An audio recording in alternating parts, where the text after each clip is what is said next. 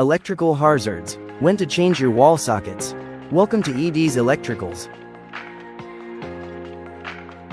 If you notice burning signs on a wall socket, such as scorch marks, melted plastic, a burnt smell, or discoloration, it's a clear warning that the socket is unsafe and must be replaced immediately.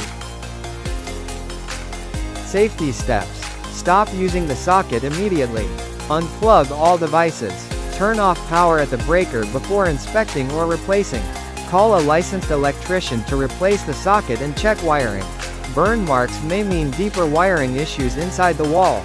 Do not attempt DIY repairs unless you are trained, as improper handling can cause electrocution or fire.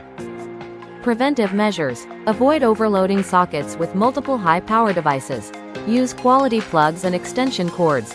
Regularly inspect outlets for discoloration, heat, or unusual smells. In short, any sign of burning means the socket is unsafe and should be replaced right away, not later. It's better to treat it as an urgent electrical hazard than risk a fire. Stay tuned for more electrical huddles.